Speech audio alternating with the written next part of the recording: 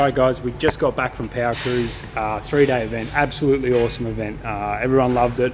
We got a chance to beat on our own cars. Dallas was in our VF Club Sport Revenge for the weekend.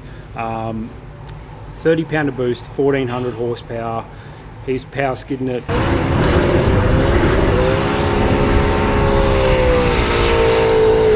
Did the power skid comp, went well. The car went great all weekend.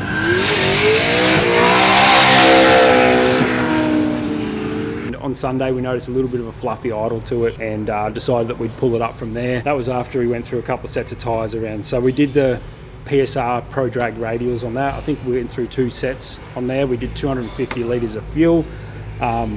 Blew the rear bar off it. At one point we had an exhaust bracket in one lap come off and it's completely torched the rear bar, so had plenty of fun doing that. Took plenty of people out for runs. Obviously we got new rules we had to deal with out there, so in the extreme session we could only have one passenger in there, had to be helmet, had to be long, so we're trying to adjust to these new rules, but looks like it'll be a good event. Once everyone's used to that, that will become the normal. And then we've also got the nice slower cruise session which we can put 4 people in the car. I think the concept will work well for safety wise, all that sort of stuff. So we just want to show the carnage that goes on with our cars out there. You know, we can do every bit of maintenance. Before it left, it got oil changed, rockers checked, cut the filter open, make sure the engine's fine, there's no problems. 3 days of beating on it.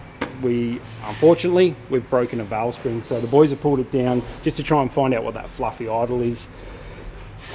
Biggest one, we've broken a valve spring. So obviously from here we're going to remove the cylinder head, check that we don't have a bent valve. It's highly likely we've got a bent valve. You know, we're over 8,000 RPM, 30 pounder boost. I think it's 35 pounder boost in it.